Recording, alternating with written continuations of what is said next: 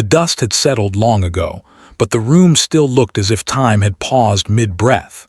Yellowed tape on the baseboards, faint outlines where equipment once stood, the air carrying that tired scent of cardboard and heat. It was late enough that the corridor lights hummed with their own monotone presence. The investigator stepped inside slowly, posture controlled, eyes absorbing the scene not as it was now, but as it had been on the night they failed to see clearly. A soft memory of flashes, camera bulbs, and hushed voices hovered over the floor, faint as a whisper pressed between pages. This was where she'd been found, Aurelia Hanford, age 27, a graphic designer who had lived alone in a modest apartment off Alameda Street. Unique in name, composed in personality, known by colleagues for her quiet precision and the way she always kept her desk perfectly aligned. Nothing dramatic, nothing in excess, yet something about her absence had always felt louder than her presence. The space echoed with the quiet thrum of fluorescent life. A folder under the investigator's arm felt heavier than paper should, his own record of a past that refused to settle evenly. The cold case had been reopened 2 weeks ago, not due to sudden revelation, but due to a small technical revision in archived digital processing. A fragment of audio once considered useless now yielded a clear articulation. Not shocking, not explosive, just enough to unearth a locked drawer metaphorically and literally. The smell of dust, ink, and stale tape lingered. Aurelia's apartment had been stripped of most personal effects back then. Still, the memory of her drawings taped along the wall remained. Clean graphite lines, cityscapes with perfect perspective. She drew Lowe's angels with an affection that did not demand recognition. On her coffee table, investigators had once found a single unfinished sketch, horizon incomplete, pencil strokes paused. His mind replayed it with detail that felt almost invasive. She had not known she was drawing her last lines. He knelt near the floor, where a faint discoloration marked where the evidence mat once lay.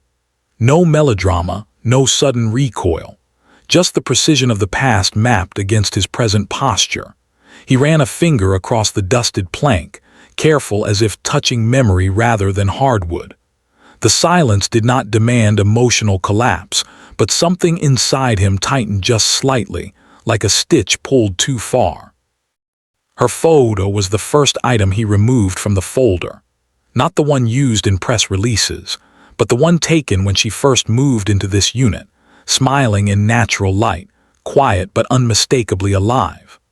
Aurelia Hanford, born in Sacramento, moved south for work, preference for subtle jazz in the evenings, grocery receipts always balanced, drawings always signed in small script. Unique not because tragedy demanded the label, but because her existence had its own gentle detail. He laid the photo on the counter where fingerprints once bloomed under chemical light. The memory of that night unfolded with the stillness of archival footage. Officers moving with procedural cadence, the camera shutter clicking, the coroner with gloved paws. He had been younger then, voice steadier, instinct sharper but untested.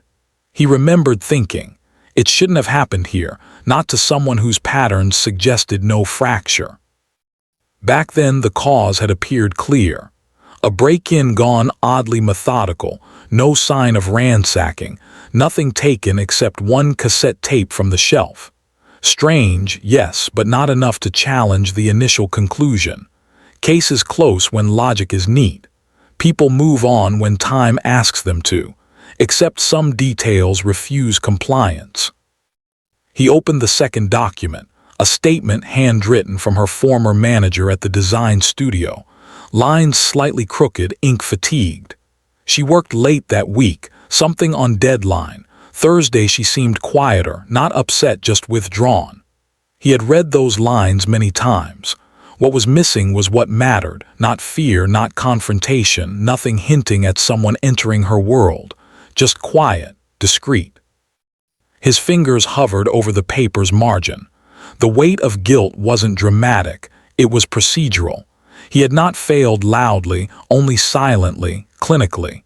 Steps that had seemed complete were simply not deep enough. Ambient sounds in the hallway shifted, someone passing, shoes soft against tile, then fatting. He remained still. Investigative thought balanced with sensory presence. The whir of aged lighting, the distant elevator bell, the muted scent of wood varnish, its aging undeniable. Next came the recording log, the newly restored clip, 46 seconds, low, grainy background noise, Aurelia's voice barely present, and then another voice not commanding, just steady, asking her to deliver a draft earlier than planned. Familiar, too familiar. The kind of voice one hears daily, never questioned. That quiet detail had been the twist, not sensational, not improbable, simply logical.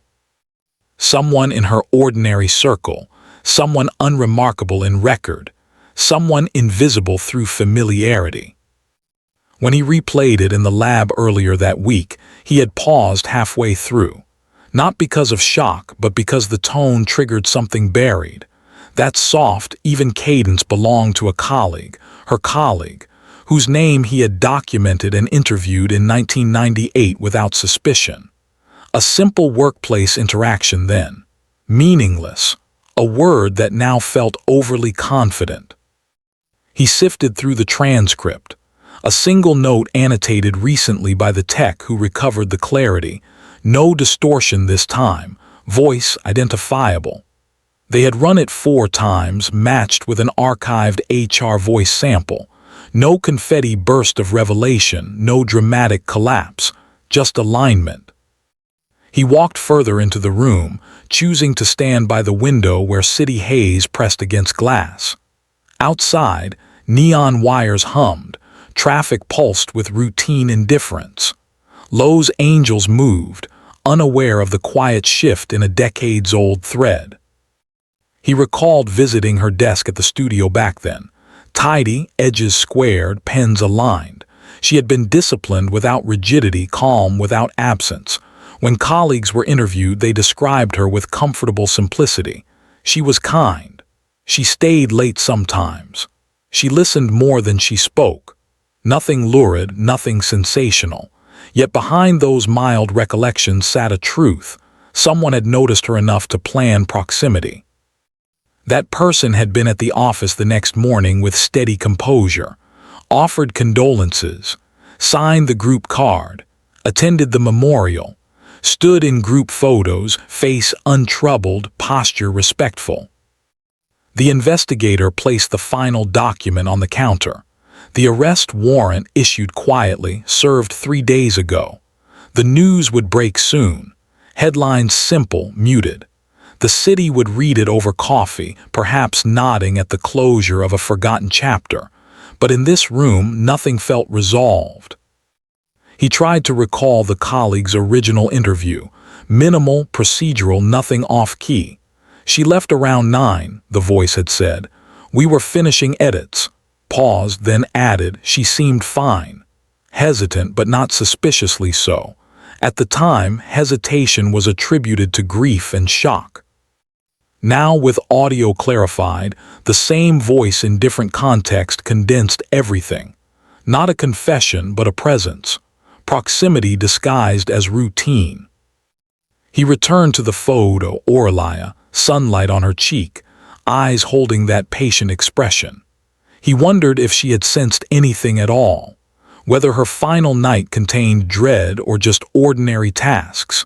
Tea cooling on the table, graphite smudges on her fingers, a draft file open on screen. The past was not violent in memory, it was still, silent. A room waiting for someone to notice the subtle displacement of one object, one gap where a cassette tape should have remained. The cassette had been personal, not labeled, not professional. A recording of her piano practice, discovered later in notes written by her sister. She had recorded pieces not for release, just private rehearsal. Someone had listened closely enough to know where it was kept. That detail, once dismissed as odd theft, now felt unbearably exact. He closed the folder, but not completely. Paper edges remained unsettled like the quiet pulse beneath thought. Justice, in its method, had moved. The arrest would proceed, trial, testimony, evidence displayed with diagrams and exhibits, mechanical as required. But here, in this still apartment, time breathed differently. In this light, Aurelia's absence was not solved, not restored. The investigator exhaled calmly, not in relief, but in acknowledgement of the lingering hollow between procedure and life. She had drawn horizons with perfect lines. The city outside blurred, neon stretching into parked twilight. He imagined for a moment the soft sound of her pencil again. This case was now closed in operational terms. Yet closure, as defined by paper and ink, failed to match the precise quiet of who she had been. He remained for one final pause, listening not to noise but to memory. Justice complete. Human detail unfinished. The apartment's air felt thin, as if the act of reopening it disturbed a balance that had settled over 2 decades without complaint. He continued across the floor with deliberate packing, each step a measurement, distance, memory, consequence. This was not nostalgia. It was inventory, every surface a ledger of what had been missed. Outside, a siren faded into highway hum, then disappeared altogether. In the stillness, he placed the folder on the windowsill, letting moonlight catch the corner of a page. The arrest had been quiet, intentionally so. No press at the curb, no cameras reaching like hungry extensions of curiosity. Just uniformed presence, a name spoken without emphasis, and a pair of hands raised more out of compliance than surprise. Even now he could see the moment as if projected. The colleague turned suspect, eyes not horrified, not angry, merely accepting. Acknowledgement without confession. A posture of someone who understood the inevitable sequence of cause and consequence. Routine lines delivered with minimal disruption. "Is it about her?" the suspect had asked, voice faint. A nod from the lead officer, no elaboration. The colleague had blinked once, slow, steady, no collapse of expression, no denial. Back in the room, the investigator traced the window pane with a thumb, the faint vibration of city sound traveling through glass. He did not allow himself anger. Emotion was an indulgence that, in cases like this, dulled precision. Aurelia deserved precision. The file contained older notes now annotated in calmer ink. He opened the second section, workplace interviews. He read them again not to discover, but to remember the specific failure in tone recognition. One coworker, she never spoke harshly to anyone. Another, she left most nights after we did, dedicated, not social. A third, he helped her sometimes. They got along fine. Back then, fine had concluded inquiry. Now it sounded like a wall. He turned the page. The image of her desk surfaced again, small potted plant, ruler aligned perfectly against notebook edge, pencils sharpened evenly. He remembered thinking she brought order into whatever space she entered, but not forcefully, just naturally, as if she owed the room balance. The kind of person others leaned toward without realizing. In 1998, the break-in explanation had fit too comfortably. A window lock scratched, a drawer open, no fingerprints except hers. Just tidy damage, almost respectful. He should have questioned its courtesy. He returned to the restored audio. Aurelia's voice, soft, patient, almost apologetic for occupying sound at all, responded to him about deadlines. Then the pause. Then the colleague's voice, calm, unhurried, asking her to meet sooner.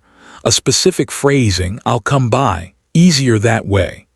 Just casual enough to slip past suspicion, just intimate enough to matter now. He pictured that night, Aurelia cleaning her drafting tools, placing her sketch where she always did, precision intact. The knock at her door might not have startled her. She might have welcomed the company, familiar voice, familiar request. The file included small observations he had overlooked. A neighbor's note: he was here the week prior, dropped something off. They didn't seem tense. No alarms, no raised tone, no slammed door. Comfort is its own camouflage. He set the papers down, inhaling the subtle scent of dust aging into memory. The apartment did not feel haunted. It felt paused. The outlines of what had happened lingered not as violence but as interruption. Aurelia had not been a secretive person, but she had been private. There is a difference. Privacy is choice, boundary, quiet spine. He wondered if privacy was what made her vulnerable, not because she lacked awareness, but because she respected space too generously. He walked to the built-in shelving where her cassette once sat. Only a rectangular discoloration remained. He could almost see it, labeled in her handwriting, white sticker corner lifting, music recorded not as performance but practice, repetition without audience. Someone had wanted that small piece of her, something intended for no one's ears but her own. He imagined the moment the cassette was taken, not hurried, not frantic, just intentional, a detail so small it had escaped narrative. Why steal something without monetary worth? It was not trophy in the classic sense. It was connection, proximity distilled into possession. He leaned back, gaze steady. The silence offered structure rather than void. He had learned that sometimes the absence of conflict is the signal. People who intend harm in passion leave too much behind. People who intend harm in stillness leave nothing but question. Aurelia's sister had spoken at the memorial years ago. He remembered her voice breaking only once, not from shock, but from the quiet ache of unfinished presence. She didn't ask much from life, just enough space to make beautiful lines. He had written it down in his notes, though it had no investigative value. Now it did. The arrest report detailed that the colleague, now defendant, had kept boxes of archived design drafts, none of which belonged to him, taken gradually like subtle erasure. To anyone else, it would have seemed eccentric office sentiment. To the investigator now, it looked like collection. He closed his eyes briefly, just to let the timeline settle without forcing it into narrative. A crime without theatrics, a motive without spectacle, attention mistaken for kindness, proximity mistaken for neutrality. His phone buzzed once, a silent update from the precinct, processing complete, arraignment scheduled. He turned it face down. Procedure could continue without him for the night. He returned to the kitchen counter, touched the surface where evidence tags once rested. Sensory remnants, adhesive residue, faint chemical note, lingering paper dryness. Minimal dialogue always. He remembered her supervisor's voice from 1998, fractured, soft. She never said no to help, even when she didn't need it. It had not been said in warning, only observation. That was the fracture point, not choice but courtesy. Outside, lights blinked across metal and asphalt. Late-night buses exhaled at stops, then rolled onward. Downstairs, a mailbox clanked. Someone laughed distantly. Life resumed in threads while this room remained suspended in a long breath. The investigator sat, letting chair legs settle with muted sound. His notes from that era were younger than he had been, sharp but incomplete. He saw himself in them, efficient, assured, unwilling to imagine harm shaped like politeness. The twist, if one insisted on nomming it, was neither dramatic nor cruel. It was simply human. Someone saw her, not in grand intensity, but in quiet fixation. Someone stood near long enough to become part of her routine, unnoticed until too late. He glanced at her photo again. Aurelia's eyes did not accuse. They simply existed, calm, assured, unaware of trajectory. Too often cases end with answers but no sentiment. Here, sentiment persisted not as grief but equilibrium, her image steady, unaffected by the machinery turning around it.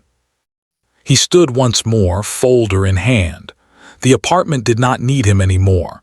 It would be cleaned again, rented again. Walls would hold new maps, new habits, but the imprint remained, not tragic, just indelible. Justice would advance, testimony delivered in neutral tone, evidence laid in structured sequence. A judge's voice guiding protocol, an outcome determined without narrative flourish. He exited slowly, lights humming behind him, corridor stretching into linear vanishing point. Each step matched paced breath, not relief, not closure, simply continuation. At the threshold he paused, not for symbolic farewell but for quiet acknowledgement. Cases file themselves eventually into archives. People do not. He took one last look at the doorframe, where paint had chipped in small, forgettable edges. Somewhere between those lines existed the human scale of the event, subtle, exact, unfinished. Justice mechanical. Memory persistent. The hallway outside Aurelia's apartment stretched in muted beige, the kind of color that never intended to hold memory. He walked its length with measured pace, shoes soft against carpet worn flat by decades of indifferent footsteps. No emotional residue here, only architecture aging without commentary. Downstairs, the building manager's office light glowed under the door. He did not knock. There was nothing left to ask. Outside, the Lowe's Angel's Night had that particular lay tower stillness, traffic thinning into a low hum, streetlights refracting against dust on the air. He paused near the curb, folder pressed against his side. This was where he had stood in 1998, younger and convinced he understood cause and effect.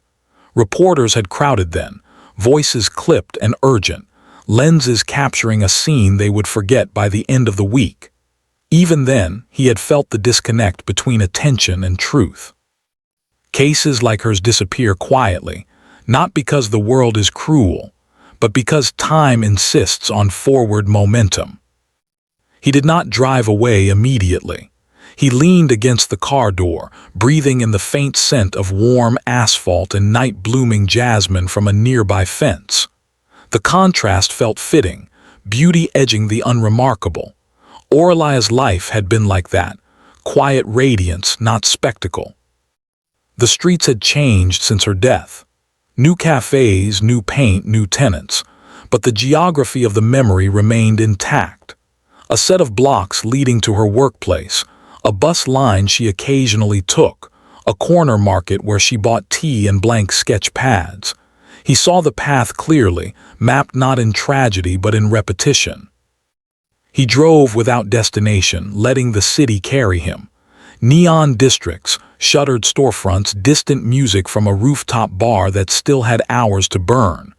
The arrest played again in his mind, not the event itself, but the tone. The suspect's final expression before being escorted away. Not plea, not fright. Just acceptance, unornamented. It was that absence of resistance that stayed with him, as if the world finally aligned to a truth that had existed without urgency.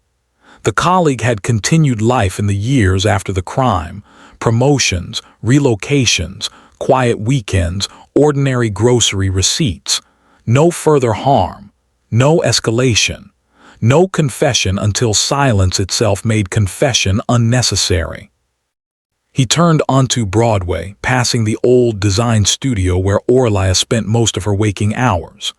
The building's facade was updated, glass-polished, signage modern. But through the window he could still almost see her desk, graphite smudges, exact lines, soft lamp glow at late hour. She must have been tired that night. Not distressed, just tired. Deadlines pressing, pencils dulling, tea cooling beside her as screens flickered. He recalled the last statement he had taken from her sister, years after initial closure. She had said, voice steady but subdued, if she were frightened she would have said so. She never hid discomfort, but she also trusted easily. That line had returned often over the years, not as accusation but as quiet logic. Trust is not weakness, it is exposure, and exposure in the wrong presence becomes vulnerability. He parked outside a small all-night diner, the same one he had come to in 1998 to write initial notes. Inside, the lights were still too bright, the counter still lined with chrome trim, the air still carrying coffee and late-shift resignation. He sat in the same booth, not out of ritual but circumstance. A server poured coffee without greeting, the universal language of 2:30 a.m. He unfolded the newest court document without haste. The arraignment would proceed smoothly, evidence aligned without theatrics. The cassette, now restored from altered tapeware, would become exhibit number 7. The theft of it, the final piece that had seemed random, would be reframed not as opportunistic but intimate, not possession out of force but out of fixation. He traced the edge of the page. The human motive beneath it remained subtle, almost invisible.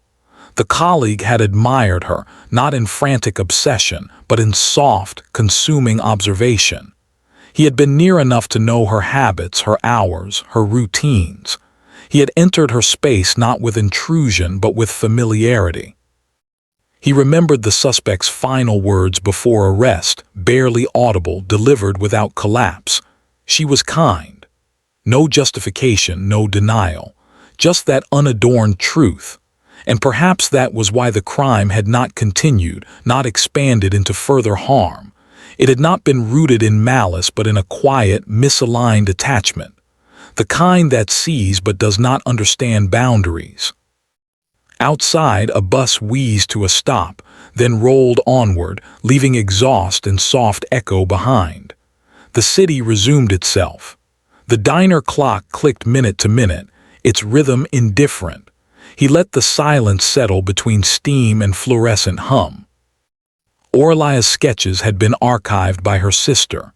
He had looked through them once, long after closure and long before reopening. Landscapes, city grids, rooftops caught at early light. Not dramatic, not sensational, just precise affection for form. It was that clarity, her ability to render without distortion, that now felt like the final echo of her presence. He finished the coffee but left the cup in place. There was no symbolic significance to draining the last sip.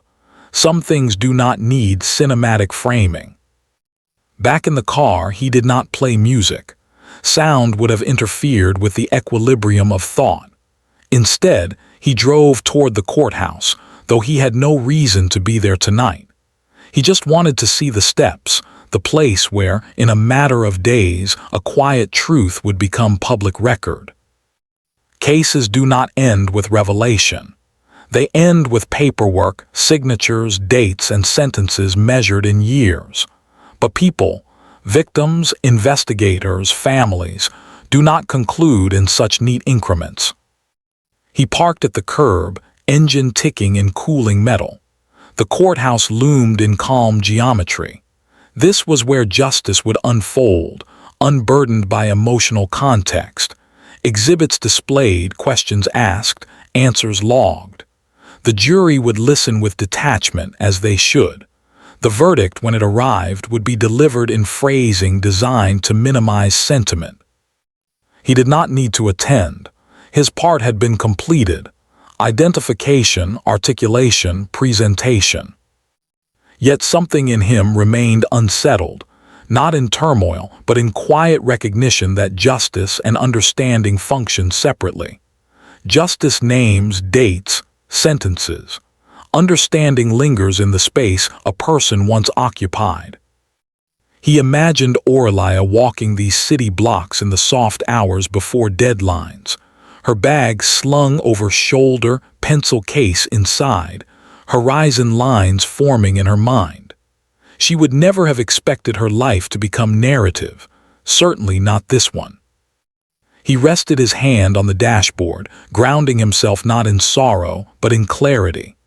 The past had not returned with force. It had returned with logic, with detail, with reflection precise enough to reveal what routine had once obscured. The arrest would surprise colleagues who remembered her. They would speak in gentle tones. "I never thought. He seemed so. They were always." The sentences would trail incomplete, because explanation does not always accompany harm. He glanced once more at the folder. Her photo at the top again, not because he placed it there, but because paper shifts over time, and perhaps memory rearranges itself even in physical stacks. Aurelia Hanford, age 27, quiet maker of exact lines, whose final evening unfolded with the same calm she gave the world. He closed the folder without locking it. The latch did not need to click. Cases can end without sealing. He sat in stillness until city lights dimmed, until sky began softening at its edges, until the early hour returned color to concrete. No revelation, just transition. As dawn neared, he finally exhaled. Not relief, not grief, just acknowledgement of distance traveled. Justice had moved, memory remained. And somewhere in the quiet space between them, her unfinished horizon still waited.